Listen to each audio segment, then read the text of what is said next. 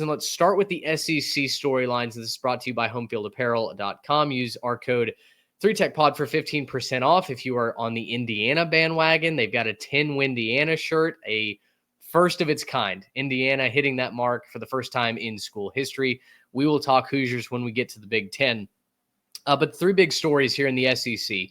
Ole Miss 28, Georgia 10. Alabama thumps LSU at home 42-13. And then I did throw in Texas 49, Florida 17. I think mostly because of what Quinn Ewers was able to do today in a real stock up game for him. But Trail, toss it to you first. Which of those two main games, Ole Miss and Alabama coming out winners, which of those two shakes the landscape of the SEC more to you and kind of steals that headline going into Tuesday night where we'll have new playoff rankings?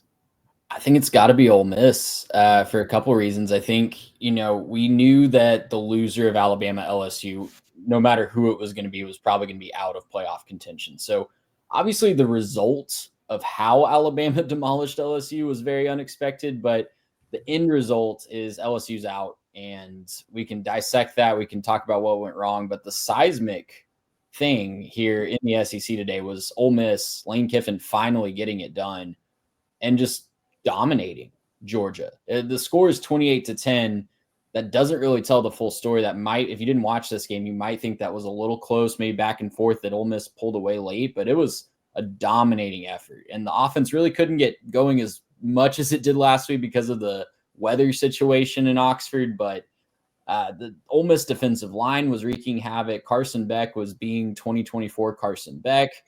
And it just resulted in Ole Miss making a big statement that, hey, we forgot about them and we shouldn't have after their two early losses, because they're back. They're clicking on all cylinders at the right time, and they look really scary, guys. They look like a team that nobody in the country is going to want to play the rest of the year and going into the college football playoff if they can win out. I think for me, I don't know that anybody that counted Ole Miss out was necessarily wrong when they lost to Kentucky at home, and then they lost to LSU. There was a weakness about the team where you wondered, okay, if they do get punched, are they able to get back up? Garrett, I think the defensive line has been the strength for Ole Miss this year. They're the top defensive line statistically in the country. They got after Georgia again today. But the offense showed some real resiliency and creativity, whereas against Kentucky, it felt like when Plan A got stymied by Mark Stoops and the troops, then suddenly Lane Kiffin didn't know what to do. Jackson Dart didn't know where to go with the football. Dart gets hurt on like the second play of the game, and they have to turn to a true freshman to come in and score that first touchdown. But once Dart came back in on a bad left ankle, it felt like he took responsibility for that game and said, nope, not this time. Today it's going to be different. Yeah, and the thing that's kind of crazy to me about this game is Ole Miss did a great job driving the ball down the field.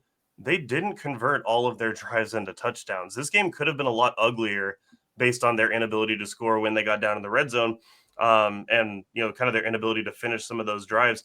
Caden Davis kicked 5 field goals today. Mm-hmm. Those are 5 drives that you could have realistically, gone down and put up 7 instead of 3, and we're talking about a very different game. 3 of those were inside of 35 yards. And so, I'm looking at this and I'm saying, Ole Miss did a good job moving the football. I'm concerned about Georgia's defense more than I may be concerned about the offense. The offense doesn't click at times, but they've got some dogs to kind of get past some of the guys. The defense had some serious spacing issues. The defense had some serious issues actually covering guys and being in the right spot. Georgia's just not the same team that we've seen recently, right? They're just not the same team that we've seen in previous years. And it's starting to get exposed now that they're going up against more talented teams. I described it, can't remember if it was last week or 2 weeks ago, when I said Georgia's just kind of this team that thinks they can go out there and out-athlete you right now. And now that they're getting up and they're playing a couple teams that are close to them in talent level, the better coached team is turning out to be, the opposite side team. It is turning out to be Ole Miss. And the big thing for them is they now have a massive game next week. They've got to go stave off Tennessee at home next week. And this is a Tennessee team that's still playing, borderline in the driver's seat for the SEC. they got to get stuff figured out fast because the offensive production, the defensive production, nothing was good enough to get today against Ole Miss, and they got to figure it out quick. It felt like for Georgia, nothing clicked today. Every time they needed to make a big play, they couldn't get it done. And to me, as I step back from this game, Trey, we talked about it in the preview show. This was a statement game, not only for the SEC this year, but I think for 2, 3, 4 years to come. And that's so difficult to project necessarily because with the transfer portal and NIL and the way that this game is moving in such a year-to-year calendar, it's tough to know if one team is going to be worth their salt and then even competent the next year. I think Michigan is the perfect example of that, right? A national championship. And now we're struggling to get them to a bowl game this year. For me, I think Georgia's dynasty is dead. I think Kirby Smart is an excellent coach. He's got a great program at Georgia. But now that you've lost multiple games inside the conference, you don't control your path to a conference championship game, and your playoff hopes are on the rocks. I think saying that Georgia has a firm control over the SEC, over college football, I think is silly at this point.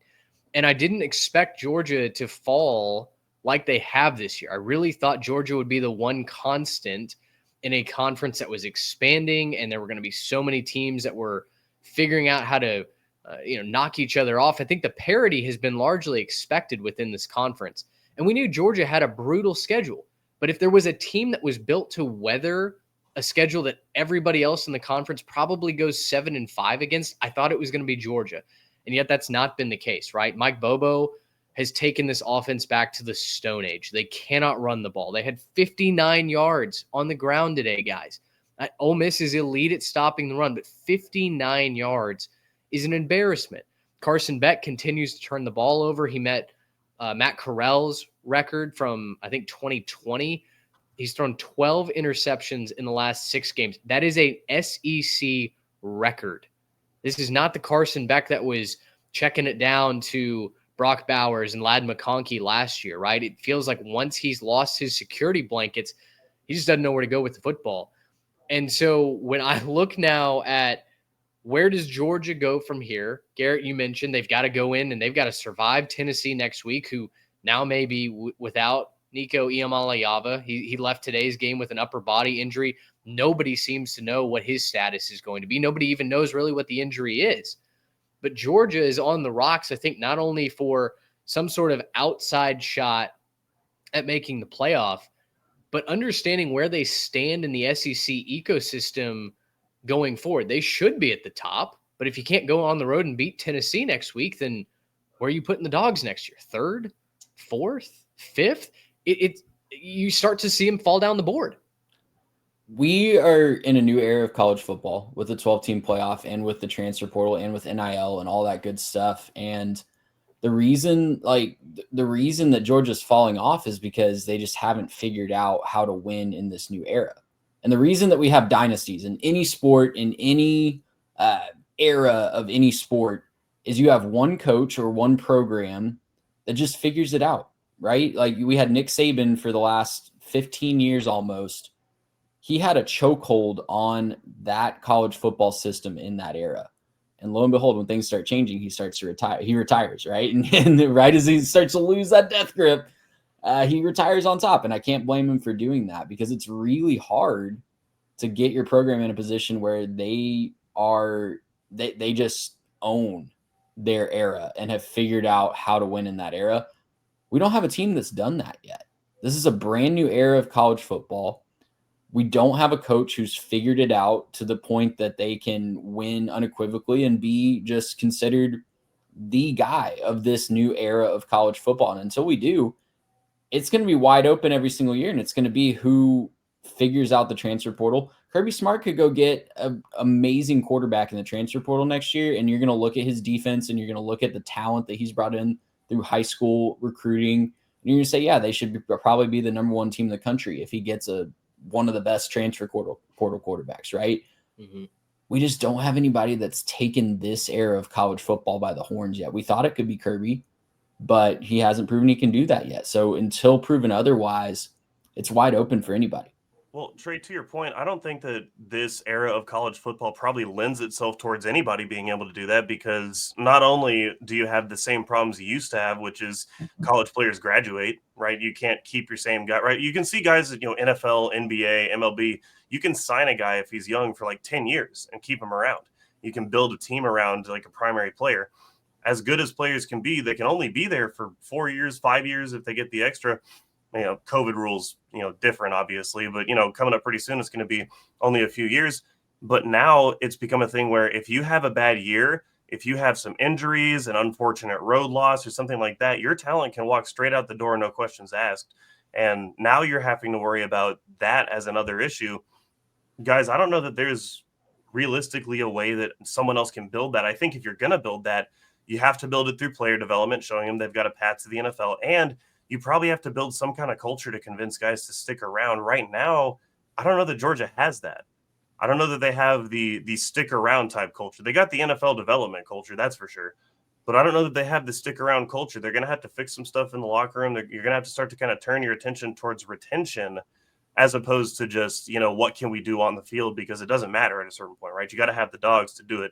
And right now, Georgia, I don't think quite has the dogs to do it. As far as a coach who maybe has figured out how to win in this new system, guys, it might be Lane Kiffin. It might be Kiffin these might be the early days of all of that talk. Yeah, unless you got Kentucky out there. All of the transfer portal king, branding paying off, because Kiffin had all the talk. He had some nice wins. He had some nice seasons. They got to 10 wins for the first time in program history last year, right? Like, you could see an upward trajectory, but he didn't have a big win. He didn't have a statement win over a top 5 team. He was winless against top 5 teams coming in. He was 3-15 against top 10 teams coming into this weekend as well. We broke that down on our preview show. But this was a different weekend in the Grove, and not everything went their way. It wasn't like they punched the Bulldogs early, made a statement that Georgia just never got over.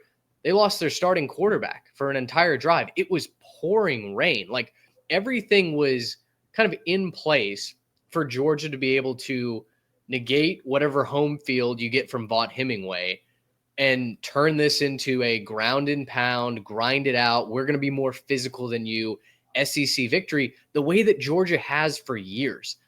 And they weren't able to do that today. And I think that might signal a little bit of a changing of, at least a change in the tide, not the Alabama Crimson Tide. We're going to talk about them in just a second, but a change in the direction of the conference and by a larger extension, the sport, right? And so I think that is going to be something that we watch for the next months, years to come. What does consistency actually say about your program, and how can you project forward on a week-to-week basis? We're rewriting a lot of these scripts, a lot of these formulas that kind of determine who's going to win, who's going to lose. And with that, let's move to Alabama 42, LSU 13. Guys, we set this up as an elimination game in the SEC, and the broadcast was very slow to say it. Chris Fowler kept saying the loser of this game is in trouble. Let's call it what it is. LSU is eliminated now from the college football playoff race. They're eliminated from SEC championship contention. You would have to have an unholy slate of results over these next couple of weeks in order for LSU to get back into it, right? Not necessarily counting that out, but let's count it out. They're not mathematically eliminated, but for all practicality, they are eliminated. Exactly. For the desire to have a progressive discussion here, we'll count them out. But as disappointing as the loss for LSU was, and it's very easy to pile on LSU. They were off a bye week. They were at home at night. Brian Kelly is supposed to be good in these situations, and yet 42-13, they were never in control of this game for a second. Garrett Nussmeier continues to turn the ball over. The offensive line that LSU bragged about, hey, we haven't given up a sack all year with the starters when they came into College Station.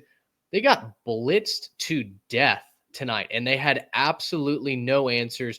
The running game looked good for the first couple of drives, and then that dried up very, very quickly. As easy as it is to focus on all of that with LSU, Trey, Alabama, off a bye week, looked as impressive as they possibly could. Jalen Milroe was calm. He was collected.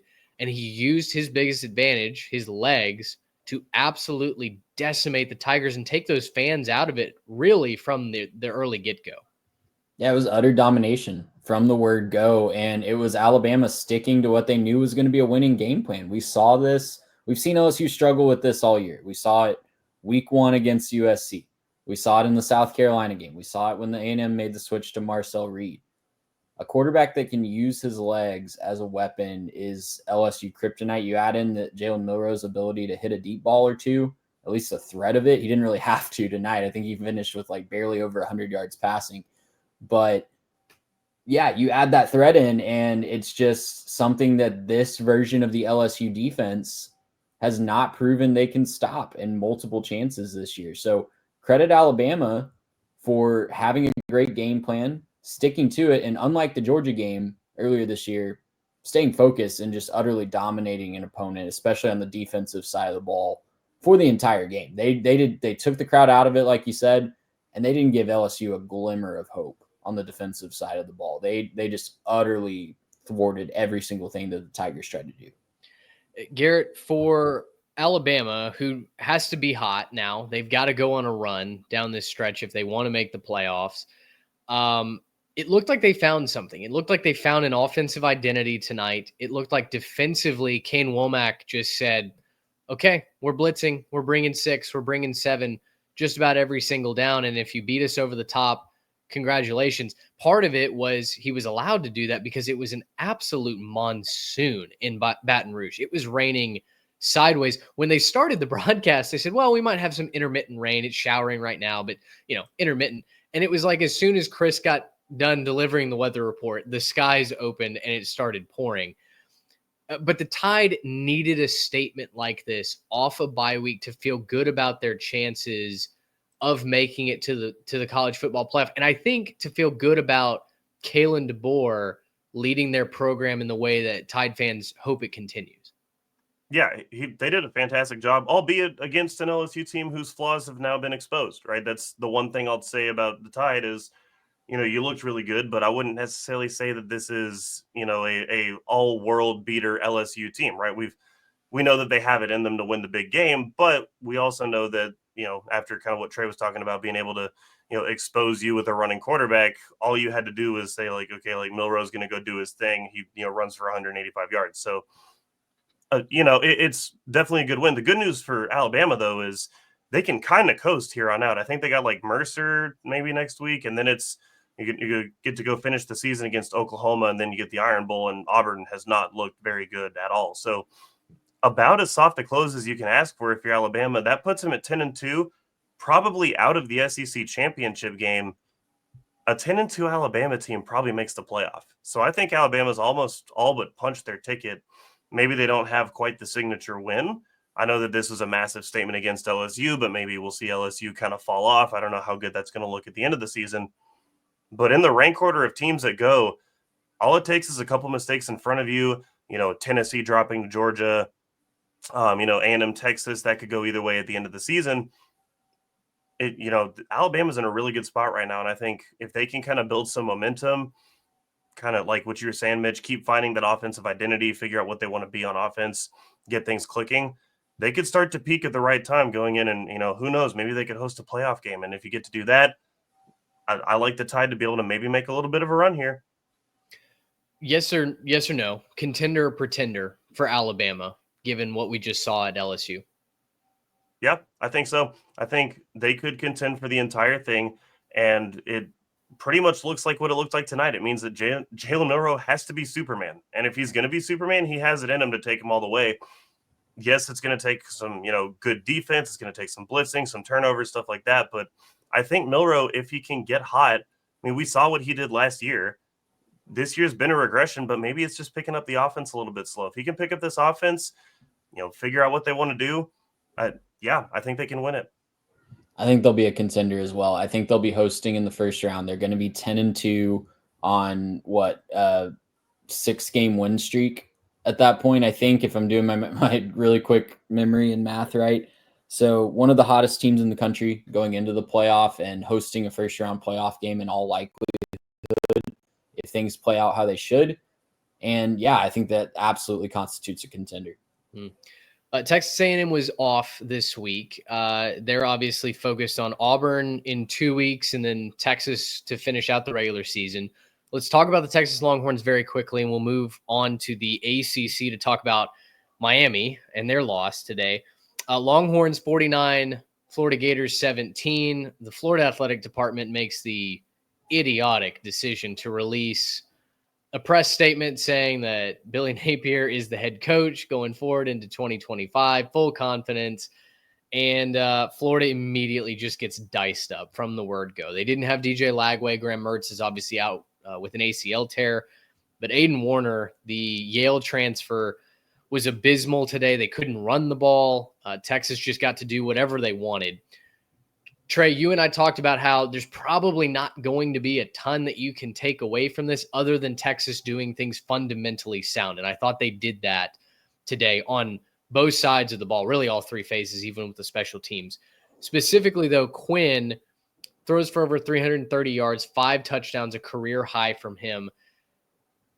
This performance seemed like one that you had to have to feel like Quinn can lead you not only back to the playoff, but go a step further and really be a contender for the national championship. And I thought he did enough today to say, you know what, Quinn, given the performance that we saw today, Quinn absolutely can get you to that goal. Yeah, if you're a Longhorn fan, you're not just feeling good about Quinn, you're feeling good about your entire team after this performance today, because this is what top 5 teams are supposed to do at home against a team that's overmatched. You mentioned Quinn's stats. That was with, 1 possession in the third quarter, maybe 2. Yeah. Arch Manning took a lot of snaps in the second half today. And the score wasn't even that close. It was 35-0 at halftime. I think Quinn got 1 more touchdown drive in the third quarter and then called it a day. So you can't ask for anything more than that. It was, we mentioned on Thursday, like you said, you're not going to be able to take away a ton from this, especially with a third string quarterback and everything that Florida has going on. But this is what you're supposed to do in those situations. We've seen Texas Longhorn teams in the past, not too distant past, play around with these games and make them way closer than they should have been. So got to walk away feeling pretty confident and pretty excited about the last 3 games if you're a Texas fan. I think Texas is without a doubt a contender. Their defense was stifling today. They were getting plays made by all 3 phases of that defense, turnovers forced. It was truly an impressive showing from those in Burnt Orange today. I would be remiss if I didn't mention one other SEC game, and that's the conclusion of the Missouri-Oklahoma game. Absolutely nuts. Oklahoma strip sacked, Drew Pine, right, and scoop and score, take the lead, 2 minutes left. Drew Pine, listen, not exactly the guy that you want leading a fourth quarter, tie the ball game kind of drive. But lo and behold, he does. Ties the ball game up with just Luther Burden and Theo Weiss tied the game up. But yes, Drew Pine was also there. One of those, the throw to Burden to get them inside the 20-yard line, that thing hung like a duck, and the Sooner defender, the safety, just fell down. So but Burden's effort, they highlighted it on the broadcast. His effort to turn his body around so that he could get a foot in was absolutely incredible. Yeah, a couple plays later, throw to Theo Weiss. I mean, again, this was a really good throw. Dropped the ball in the bucket. Nice foot down for Theo Weiss. Oklahoma's got a chance. Okay, 1:15 on the clock. Let's drive down. Let's take the lead. Let's win this game. Jackson Arnold strip sacked. Scoop and score for Missouri. They win 30-23. Guys, I don't think Oklahoma is going to go to a bowl game. There's just there's no way they can make it to a bowl game. Missouri's going to hang in the top 25. Still alive. They can go 10-2. They are technically still alive. I think we would all be absolutely stunned if that happened, but I just had to shout them out. Gracious him. How about that?